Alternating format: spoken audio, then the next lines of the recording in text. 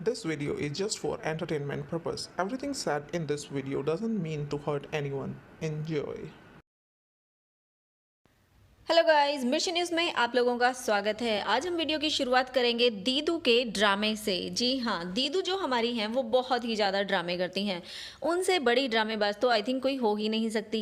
एक तरफ बोलेंगी कि कमेंट्स का हमारे ऊपर कोई असर नहीं होता है, और दूसरी तरफ जो जो उनको कमेंट्स में बोला जाता है वही चीज़ें वो करके दिखाती हैं लोगों को प्रूव करने के लिए। आप लोगों को याद हो कि वो शॉपिंग करने गई थी कानपुर में, और वहाँ पर उन्होंने क्या किया था शॉपिंग के नाम पे? सिर्फ व्लॉग बनाया था। मतलब ड्रेसेस पहन के देखी, बहुत सारी ड्रेसेस पहन के देखी, लेकिन लिया क्या? बाबा जी का ठुल्लू।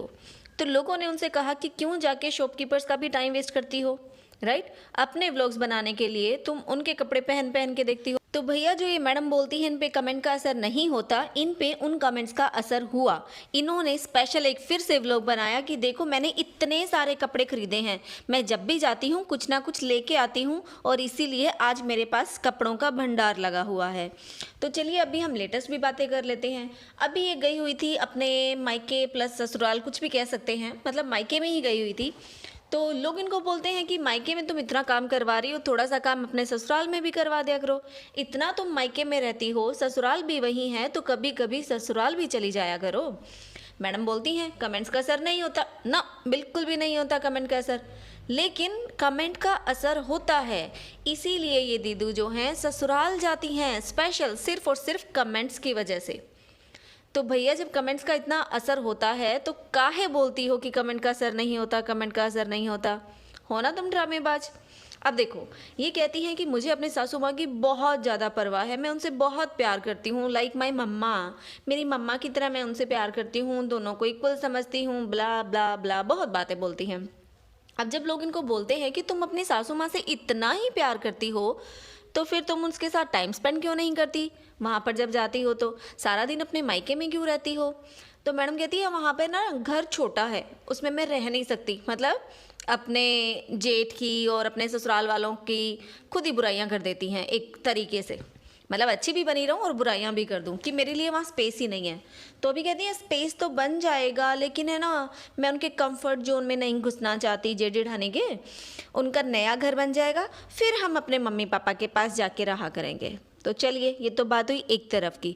अब दूसरी तरफ की बात हम ये बता देते हैं कि दीदू जो है वो घर लेने की प्लानिंग कर रही थी, भटकती फिर रही थी, शिमला मनाली न जाने कहाँ कहाँ। तो दीदू एक बात बताओ, जब आप अपनी सासू माँ से इतना ज़्यादा प्यार करती हो कि आपकी आंखों में आंसू भर आते हैं ये बातें करते हुए कि मैं अपनी सासू माँ से प्यार करती हूँ, इमोशनल हो जाती हो, राइट? तो फिर आप अपना घर वहीं क्यों नहीं ले लेती? ईजिली आपकी सासू माँ आपके साथ रह सकती हैं और आप भी रह सकती हैं फिर एक साथ, क्योंकि अभी तो आप रह नहीं सकती ना, घर छोटा है। तो आप अपना घर वहीं अपने ससुराल वालों के साथ क्यों नहीं लेती हो? क्यों आपको शिमला जाना है जहाँ पर आपका कोई भी फैमिली मेम्बर नहीं रहता है? बताओ। ये वेट करती हैं कि कब इनके जेठ जेठानी नया घर बना लेंगे और उसके बाद ये अपनी सासू माँ के साथ रहेंगी। देखो दीदू, रहना तो तब भी नहीं है आपको, ये बात तो आप लिखवा लो, लेकिन ड्रामे करने हैं, सिर्फ लोगों को उल्लू बनाना है।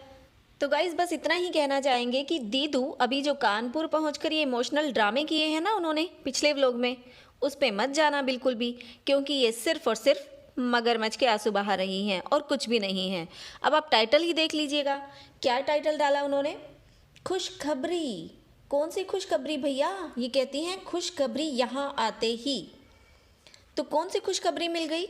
अब कोई व्लॉग देख रहा है इनके कंटिन्यू, तो उनको पता है कि ये मन्नत मांग के आई थी, उसके पास उसके बाद जो है गायनोकोलॉजिस्ट के पास घूम रही हैं, तो ऑब्वियसली खुशखबरी जो है वो उसी से रिलेटेड होगी। पर ना ना ना ना ना, यहाँ पर खुशखबरी बच्चे की नहीं, काम वाली की है। इनको बच्चा नहीं मिल रहा, इनको काम वाली मिल गई है, और वो इनके लिए खुशखबरी है। भैया हद है इन दीदू की तो सच में, मतलब कुछ भी करेंगी।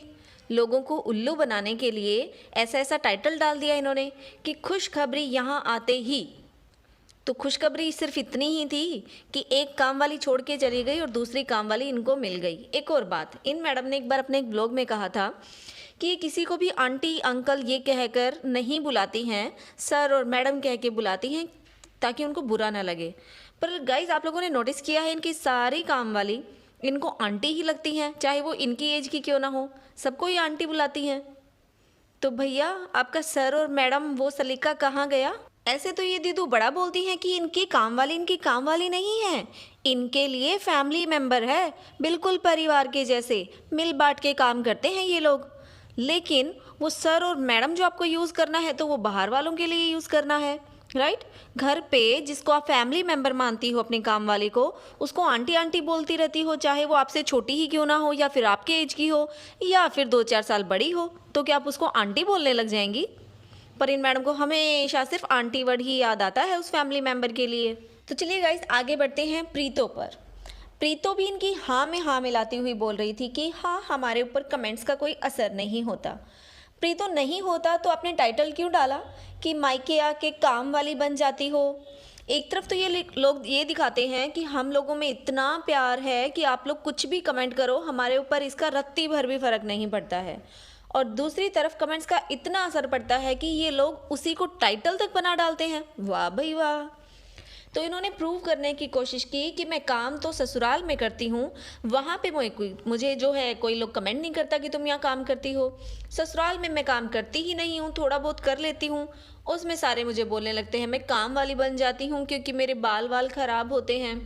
तो प्रीतो आपने बात तो सही पकड़ी कि आपकी जो अपीयरेंस होती है या आपके भाई बहन जो अपने व्लॉग में दिखाते हैं उसी के हिसाब से आपको कमेंट आते हैं। आपके ससुराल में आप व्लॉगिंग करती हो, आपके हस्बैंड करते हैं, और वहाँ पे जब आप व्लॉग बनाते हो तो आपके हस्बैंड बोलते हैं कि शादी के बाद हार्डली 1-2 बार तुमने झाड़ू पोछा किया होगा क्योंकि घर की क्लीनिंग का काम तो मेरी मम्मी करती है।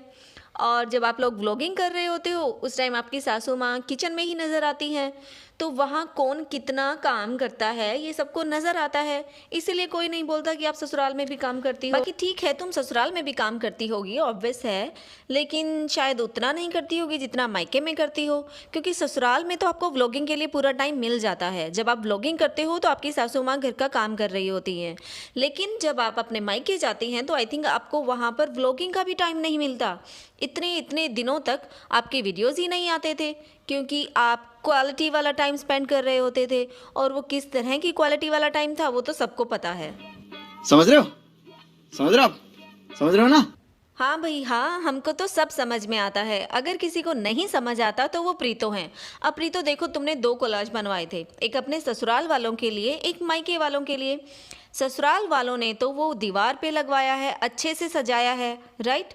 लेकिन मायके वालों ने क्या किया, उस अनमोल गिफ्ट का दबाकर रख दिया। ना जाने कौन से कोने में है जो लोगों को ढूंढने पर भी नजर नहीं आता है। लेकिन उसी रूम में आपकी बहन और जीजू की एक बड़ी सी पिक्चर लगाई हुई है जो रूम में एंटर करते ही सबको नजर आती है। अब देखा जाए तो वो कोलाज लगवाना चाहिए था जिसमें सबकी पिक्चर थी, राइट? लेकिन किसकी कितनी अहमियत है वो आपके घर वाले अच्छे से टाइम टू टाइम बताते रहते हैं। और बाकी की कमी तो तुम्हारी मम्मी ने पूरी कर दी थी दिवाली के दिन, जब बड़े जवाई राजा का सरप्राइज मिला था। जादू की झप्पी देते हुए मम्मी ने डिक्लेयर कर दिया था कि परिवार पूरा हो गया है। तो भैया जो आप लोग दिखाओगे उसी के हिसाब से कमेंट भी पाओगे। तो प्रीतो अपने व्यूअर्स पे इल्ज़ाम मत लगाना कि वो आपको ऐसे बोलते हैं कि आपके घर में भेदभाव होता है भैया। बोलो अपनी मम्मी को, किया उन्होंने भेदभाव? क्यों आपकी एब्सेंस में आपका पूरा परिवार प्रेजेंट नहीं था, फिर भी क्यों बोला उन्होंने कि बड़े जवाई राजा के घर में आते ही परिवार पूरा होता है, भट्टू के बिना तो ये परिवार अधूरा लगता है? क्यों मारे थे मम्मा ने ऐसे डायलॉग? पूछो जाकर अपनी मम्मी से। चलो हम थोड़ी सी बात अक्कू की भी कर लेते हैं।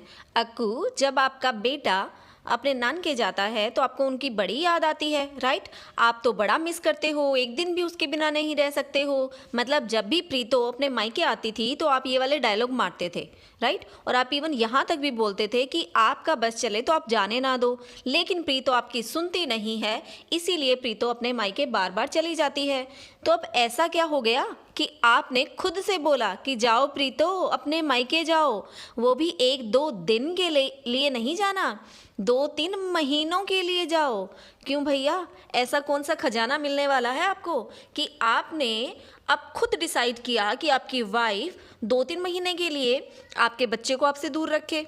और पहले जब झगड़े की वजह से दूर रख रही थी तब तो बड़े डायलॉग्स मारने आ रहे थे आपको, राइट? कि मुझसे दूर रखा हुआ है, कानपुर जाकर ये सीख रही हो।